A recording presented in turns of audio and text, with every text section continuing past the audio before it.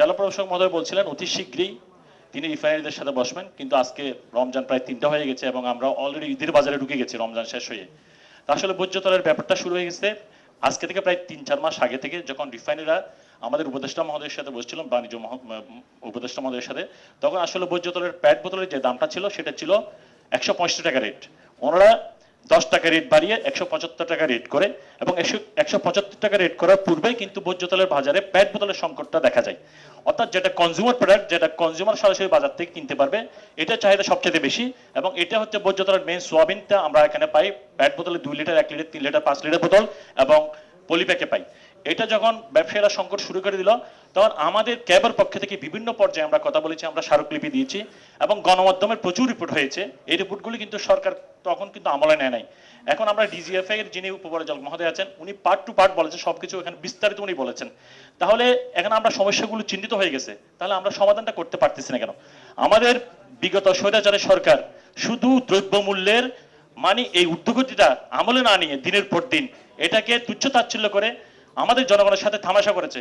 ঠিক এই সরকার ও গণঅভ্যুত্থান পর্যায়ে সরকারের উপর লেভেল থেকে নিচের লেভেল আমরা কিন্তু সেভাবে রেকটিফাই হওয়ার কোনো আমরা সম্ভাবনা দেখতেছি না। আমি একটু একটু করে বলি, আমাদের কয়েকটা কেস স্টাডি আপনাদেরকে বলবো, 2 মিনিট সময় নেব, বেশি নিব না। আপনারা ভোজ্য তেল নিয়ে যে কথাগুলো এখানে বলা হচ্ছে, আজকে একটা মিটিং হবে কিন্তু আসলে কাজের কাজ কিছুই হবে না। যেখানে বলা হচ্ছে এসও প্রথা, 155 টাকা যদি সোয়াবিন তেলের দর হয়, এখানে ব্যবসায়ীদের যদি কারসাজি না থাকে, এই সোয়াবিন তেল কিভাবে বক্তা পর্যায়ে 200 টাকা বিক্রি হয়, 155 টাকা বিক্রি হয়?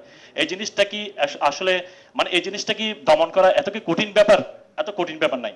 এখানে রিফাইনারি গুলো দায়িত্ব নিচ্ছে না, পাইকারি বাজারে যারা আছে দায়িত্ব নিচ্ছে না, আমাদের সম্মানিত ব্যবসায়ী চেম্বারে যারা নেতৃবৃন্দ আছে ওনারা কোনো দায়িত্বই নিচ্ছে না। এখানে সালাম ভাই অনেক কথা বলে, কিন্তু উনি এসও কারা করে, এসও যে কারসাজি কারা করে, নিশ্চয়ই উনি ওনার সদস্যভুক্ত সবগুলি মেম্বার, ওনার সদস্যভুক্ত সবগুলো নকদ পড়ে জানে। তাহলে উনি যদি দায়িত্ব নিয়ে বলে যে আজকে এসও যে রেট আছে 155 টাকা, 155 টাকা থেকে 5 টাকা বেড়ে এটা 160 টাকা বক্তা পর্যায়ে যাবে, এটা কেন করা যাবে না? ওরা এখানে অনেকগুলো কারসাজি আছে ধাপে ধাপে। আমরা যখন রিফাইনারিতে গিয়েছিলাম বক্তা অধিকার সহ, আমরা দেখেছি ওনারা যে রেটটা দেয় ওনারা উল্লেখ করে দেয় আজকের ডেটটা, কিন্তু যখন পাইকারি বাজারে যাই, পাইকারি বাজারে কোনো স্লিপ দেওয়া হয় নাই।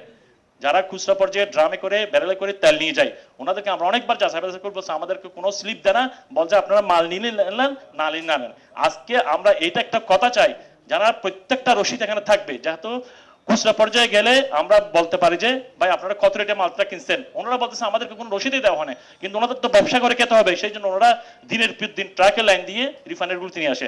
আজকে ছিল এটা একটা বড় পর্যায়ের মিটিং হওয়ার কথা ছিল, আমরা দেখছি রিফাইনারি থেকে শুধুমাত্র টিকে গ্রুপ এবং সিটি গ্রুপ আসছে, এখানে বসুন্ধরা আছে, এখানে বাংলাদেশ এডিবল অয়েল আছে, রূপচাঁদা আছে, ফ্রেশ আছে, তারপরে আবুল খায়ের ভেজিটেবলস আছে। ওরা কিন্তু এই মিটিংটায় কোনো গুরুত্বই দেয় না। জেলা প্রশাসনের যে একটা আজকে এত বড় একটা মিটিং, এটাকে কোনো গুরুত্বই দেয় নাই।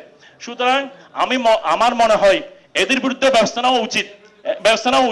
আমি মাননীয় মেয়র মহোদয়কে বলতে চাচ্ছি, মানুষ খাদ্য মূল্যস্ফীতি 14% উপরে বর্তমানে, মানুষ এখানে আসলে অনেক কষ্ট আছে। মার্জিনালাইজ বক্তাদের জন্য আমরা কথা বলি, আমরা যখন কথা বলি আমাদের বিরুদ্ধে অনেক কথা অনেক সময় বলা হয় যে ক্যাপ একটা দুর্বল সংগঠন, কিন্তু আমরা 18 কোটি মানুষের পক্ষ নিয়ে কথা বলতে গিয়ে আমরা দুর্বল সংগঠন? আমরা সরকারকে প্রতিটি মুহূর্তে সচেতন হওয়ার জন্য, সতর্ক করার জন্য আমরা বিভিন্ন পর্যায়ে ফোরামে কথা বলছি। আমরা বলছিলাম এই ক্রাইসিসটা টেক আপ করার জন্য গভর্নমেন্টের সরাসরি প্যাক বোতল আমদানি করা উচিত ছিল, যেহেতু ব্যবসায়ীরা এটা নিয়ে একটা আজকে থেকে দেখবে যে রমজানের জন্য ওরা একটু ঠেকাবে, গভর্নমেন্টকে একটু কষ্ট দিবে, এবং এই অন্তর্বর্তী সরকারকে আনপপুলার করার জন্য যত রকমের কারসাজি আছে ওনারা আমার মনে হয় করতেছে। না হলে এখানে অন্যান্য প্রোডাক্টের যেখানে আজকে একটা সিজনাল কারণ হোক, আমরা আলু টমেটো মোটামুটি একটা রিজনেবল প্রাইস আছে, অন্যান্য সবজিগুলো মোটামুটি কাছাকাছির মধ্যে আছে, কিন্তু সবকিছুতে একটাই ম্লান করে দিচ্ছে। কিন্তু ভোজ্য তেল যদি আমরা বলি 18 লক্ষ টন আমাদের চাহিদা আছে, কিন্তু 2024-25 অর্থ বছরে প্রায় 24 থেকে 25 লক্ষ টন ভোজ্য তেল আমদানি হয়েছে, সেটা পত্রিকা রিপোর্ট, প্রথম আলো রিপোর্ট এবং অন্যান্য ধারাবাহিকভাবে গণমাধ্যমগুলো রিপোর্ট করে গেছে যে কিভাবে কোথায় কারসাজি হচ্ছে, দরে দেখিয়ে দেওয়া হয়েছে।